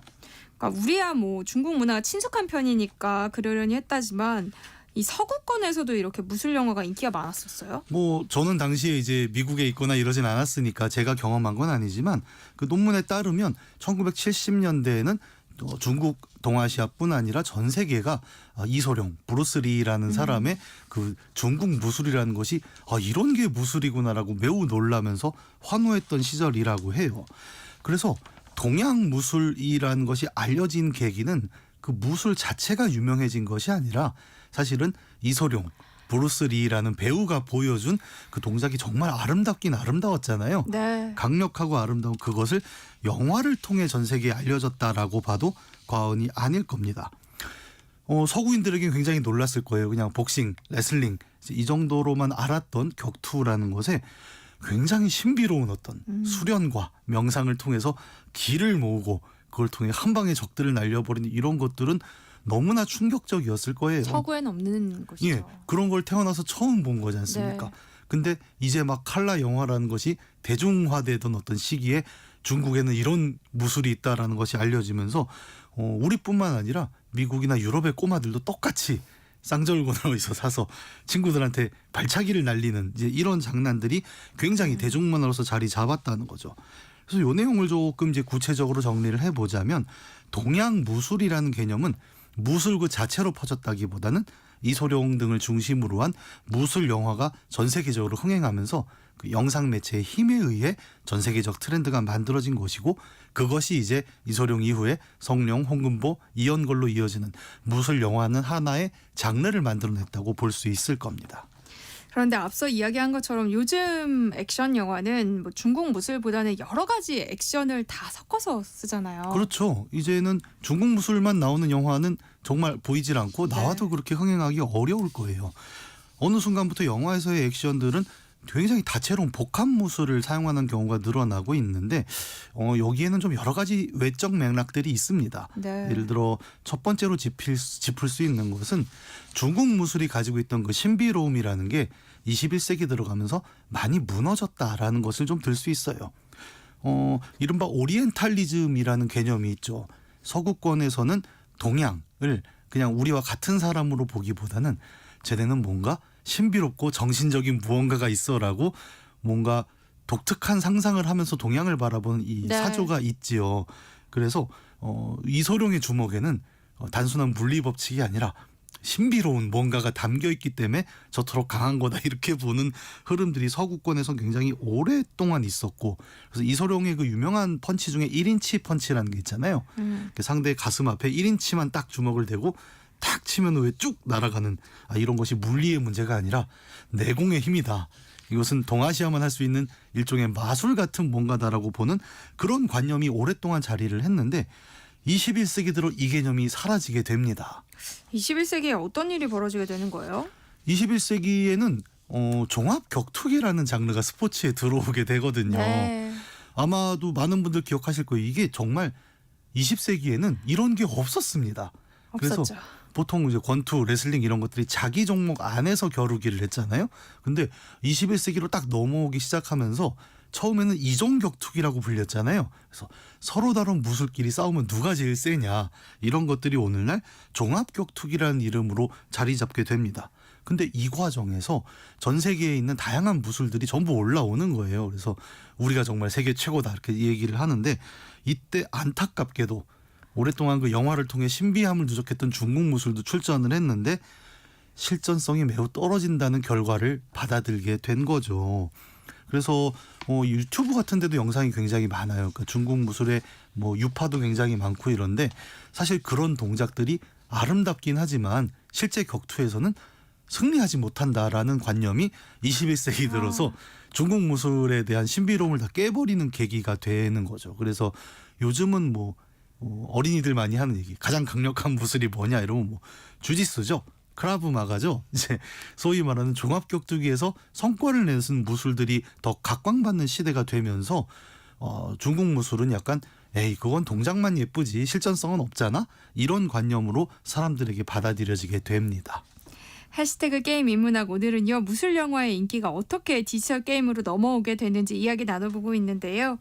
다시 논문 이야기로 돌아가서요. 캐나다 빅토리아 대학의 존슨 교수는 그렇게 영화와 격투기에서 사라진 중국 무술이 그럼 게임으로 넘어왔다고 본 거네요. 그렇죠. 존스 교수의 분석에 의하면 이 동아시아 무술에 대해서 갖고 있는 그 신비로운 관념이 정확히는 다른 영화가 아니라 게임, 그것도 대전 격투 게임이란 장르로 넘어왔다고 분석을 합니다. 대전 격투 게임 하면 어려워 보이지만 사실은 스트리트 파이터, 철권, 킹 오브 파이터 같은 그냥 사람 둘이 싸우는 장면을 묘사하는 게임들이라고 보시면 되는데, 이 게임들을 잘 보면 그 기본 로직은 매우 단순하잖아요. 네. 펀치와 킥을 써서 상대를 공격하고 상대의 체력을 0으로 만들면 된다는데, 존스 교수가 굉장히 신비롭게 바라봤던 건 2000년대 이후, 다시 말해 점점 무술 영화의 인기가 시들해져 갈 때 그때 막 올라오기 시작한 전 세계 단위의 대전 격투 게임 대회였어요. 세계 대회 정도의 대전 격투 게임을 구경하다 보면 정말 깜짝 놀라는 순간들이 있습니다. 그러니까 인간의 반사신경으로 저걸 보고 막을 수 있을까라는 것들을 선수들이 보여주는 경우가 있거든요. 제일 이제 유명한 장면이 2004년에 에보라는 대회에서 그 일본의 굉장히 어마어마한 실력을 가지고 우메하라 다이고라는 선수가 있습니다. 근데 왜 격투 게임 보면 필살기라고 있잖아요. 네. 막 여러 대를 막 때리는 거, 그거를 이 사람이 눈으로 보고 날아오는 주먹 16개를 그 타임에 맞춰서 버튼을 탁탁탁탁 튀겨서 튕겨버리는 장면이 나와요. 근데 보통은 이런 거는 입으로만 우리가 얘기를 하고 그거 다 튕겨내면 돼라고 하지만, 그럼 네가 해봐라고 하면 못하죠. 나는 못하지라는 거를 정말 자기가 해버린 거예요. 근데 존스 교수도 이 장면을 같이 본 겁니다. 그러면서 결론을 내린 거죠. 우리가 동경했던 그 70년대 동아시아 무술이란 건 이 대전격투 게임이 와서 안착했구나라는 결론을 내리게 됩니다. 어떤 점에서 그렇게 본 걸까요? 70년대에 무술 영화가 붐을 일으켰을 때 굉장히 중요했던 것은 단지 영화 안의 무술이 아름답다라는 시각적 감상만이 아니라 이 장면을 내가 따라해보고 싶다는 욕망이었거든요. 그쵸. 예, 정말 나이 들어서 그걸 안 하는 건 단순히 창피하기 때문입니다. 뭔가 그런 영화를 보고 나면 꼭 동네 친구들을 불러서 한번 해보고 이런 따라하고 싶다라는 욕망이 있게 되거든요. 근데 존스 교수가 보기에 이 2000년대의 대전 격투 게임이 그걸 그대로 만들고 있다는 거예요. 앞서 얘기했던 우메하르 다이고가 그런 8번을 다 튕겨내는 영상을 보여주면은 전부 집에 가서 저게 되나 하고 나도 그걸 해본다는 거예요. 그래서 어떤 선수가 특정한 기술을 굉장히 경기에서 크게 보여주게 되면 그날 밤 서버에서 모두가 그 기술을 따라하는 장면들이 나오게 되면서 과거에 동네 놀이터에서 했던 그 내가 동경하는 어떤 순간을 따라하는 장면이 이제는 사이버 공간 안으로 넘어왔다라고 존스 교수는 분석을 하고 있는 거죠. 그냥 따라하는 거라면 사실 다른 액션 영화들도 비슷하지 않아요? 뭐 부끄러운 얘기지만 저도 그래서 액션 영화를 보고 나면 꼭 집에 와서 아들한테 한번 엉덩이를 차주곤 합니다. 그러니까 창피해서 제가 밖에서 못할 뿐인데 네. 분명히 그 욕망은 있고 또 다른 영화들에도 남아 있기는 한데 네. 존스 교수가 본 것은 이 원래 무술 영화의 무술이라는 것이 갖고 있는 일련의 예술적이고 신비로운 성격에 주목을 한 거죠. 예를 들어 무술 영화에서 보여준 그 발차기라는 것은 단순한 발차기가 아닙니다. 영화에 보면 항상 그걸 보여주죠. 그 굉장히 내공에 있는 사부가 새로 제자를 받아서 똑같은 주먹 연습만 10,000번씩을 시키는 거예요. 그러면 일종의 클리셰인데 이 제자는 어떻게 하냐면 난 이런 거 하러 온 것이 아니다. 그러면 시끄럽고 그냥 계속 연습해 이러다가 거기서 뭔가 알 수 없는 깨달음을 얻어서 이 주먹이 굉장히 강해진 네. 어떤 순간을 얻게 되지 않습니까? 이거를 그 스승은 뭐라고 하냐면 너는 아직 진정한 깨달음을 얻지 못했다라는 얘기를 하잖아요. 이게 앞서 이야기한 오리엔탈리즘인 거죠. 단순한 주먹질이 아니야. 근육의 단련 문제가 아니야. 거기에는 너의 정신과 기와 집중을 모아야 해라는 뭔가 신비로운 것이 과거 무술 영화에 분명히 담겨 있었단 말이죠. 어떻게 보면 이게 동양식의 수련을 이야기할 때 많이 거론되는 무엇인데 이 수련의 맥락이 대전 격투 게임에서도 동일하게 작동하고 있다라는 것이 존스 교수의 발견이죠. 예를 들어 e스포츠 선수들을 우리가 볼 때도 그 얘기를 많이 하지 않습니까? 꾸준한 수련과 또 멘탈 단련 그리고 뭐 우리 페이커 이상혁 선수도 얘기했지만 그 선수를 만들게 하는 일련의 그 정신적인 안정감 네. 이런 것들이 동양에서 나오는 것이다라고 서구인들은 보고 있고 서구식의 단순한 물리적 트레이닝을 넘어서 정신적 수양을 포함한 그것이야말로 대전 격투 게임의 우승자를 만드는 것이다라는 점에서 무술 영화의 개념은 대전 격투 게임으로 넘어왔다고 볼 수 있는 거죠. 굉장히 그럴듯해요. 예.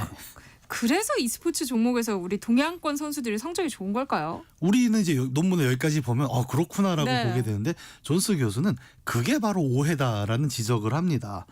서구권에서는 이제 아시아의 손이라는 개념이 있어요. 그러니까 아시아 선수들이 너무 e스포츠 대전격투에서 잘하다 보니까 이 아시아인은 손이 달라서 잘하는 거다라는 이제 일련의 네. 오해 혹은 편견이 있는데 이거를 좀 설명을 하면 이제 글쎄 존스 교수가 얘기하는 건 결국 이것도 오리엔탈리즘이다. 그들도 우리랑 똑같은 인간이고 사실 신비로울 것이라는 건 없는데 우리가 그냥 동양을 잘 모르니까 저 사람들은 신비로운 뭔가가 있어. 그래서 게임도 잘하고 무술도 잘하는 거야라고 이해를 하고 있다는 거죠. 이 얘기를 하는 배경에는 존스 교수의 풀네임이 크리스 고토 존스라고 했잖아요. 네. 이분이 일본계입니다. 그래서 어떤 일본 혹은 동양에 대한 이런 편견을 좀 넘어섰으면 좋겠다라는 개념에서 이 논문을 쓰게 된 건데 서구가 동양을 모르니까 자꾸 우리랑 다른 인간이라고 대상화를 시켜서 보면서 이런 문제가 나온다는 거고 이거를 좀 설득력 있게 풀자면 예를 들어 이런 거죠. 한국인은 왜 게임을 잘하나? 그러면 서구인들은 걔들은 신비로운 동양인이라서 뭔가 정신적 수련을 해서야 이렇게 볼 수도 있겠지만 실제로 한국인들은 어떻습니까? 그냥 우리는 PC방이 많고 싸고 아이들이 놀만한 게 별로 없었다 그 시절에. 그냥 많이 해서. 많이 해서죠 정말. 근데 많이 하기 좋은 인프라가 한국에는 구축이 돼 있었잖아요. 외국에는 PC방이 없었으니까요. 애들이 할 것도 없고 공부할 시간은 많고 이러다 보니까 그냥 다 PC방에 모이고 그냥 너도 나도 많이 해서 된 건데 이 얘기를 서구인들한테 하면 그게 아니야. 너희는 신비로운 뭔가가 손이 있어. 뭔가 달라. 뭐 이런 거예요. 이런 얘기를 하는 것이 굉장히 오해다. 오, 신비로운 동양인은 신비롭게 게임을 잘한다라는 것이 매우 큰 오해다라고 존스 교수는 지적을 하고 있는 거죠. 그러니까 신비로운 동양인이 게임을 잘한다라는 오해가 이 서구인들이 무술 영화를 보면서 느꼈던 그것과 같은 맥락이라는 거네요. 그렇죠. 그러니까 어떻게 보면 동양인에 대한 이 스테레오타입, 저들은 신비로운 뭔가가 있어. 우리와는 매우 다른 거야라는 것도 영화 70년대 영화에서만 있을 줄 알았는데 이게 2020년대에도 여전히 이어지고 있다라는 게 존스 교수의 주장이고 학계에서는 이 개념을 그래서 테크노 오리엔탈리즘이라고 부릅니다. 기술이 발전되면 우리는 예전에 그런 얘기 많이 했잖아요. 서로 뭐 인종, 성별 이런 편견들이 다 없어지고 사이버 세계에서 모두 동일할 거야라고 얘기를 했는데 막상 21세기를 살아보는 우리 입장에서 그게 아니라는 걸 좀 알게 됐잖아요. 네. 어떤 면에선 편견은 더 강해졌고 오해는 더 두터워지고 있는데 e스포츠라는 것도 무술이 보여줬던 오리엔탈리즘을 아시아인은 역시 게임 잘해라는 형태로 다른 오해로 만들어주고 있다는 걸 지적하는 것이 이 존스 교수의 연구가 갖고 있는 가장 큰 장점일 겁니다. 어떻게 보면 한국인은 왜 게임 잘할까라는 그 질문에 대해서 K컬처라는 것이 전 세계적으로 부각이 되는 과정에서 우리도 우리는 신비로운 동양인이라 게임을 잘하는 것이야라는 이런 대답을 하는 것이 아니라 한국이 어떤 사회문화적 배경 속에서 또 산업적 배경 속에서 게임을 잘하는 것이 아니라 잘할 수밖에 없었는가라는 쪽으로 보다 사회과학적인 질문을 던지고 답변을 하는 것이 지금 우리에게 필요한 것들이겠죠. 네, 해시태그 게임 인문학 오늘 이야기는 여기서 마무리하겠습니다. 이경혁 게임 제너레이션 편집장과 함께했습니다. 고맙습니다. 감사합니다. 네, 세상의 모든 정보 여기서 마무리할게요. 끝으로 퀸의 Another One Bites the Dust 함께 들으시고요. 저는 내일 다시 찾아뵙겠습니다. 지금까지 아나운서 전주리였습니다. 고맙습니다.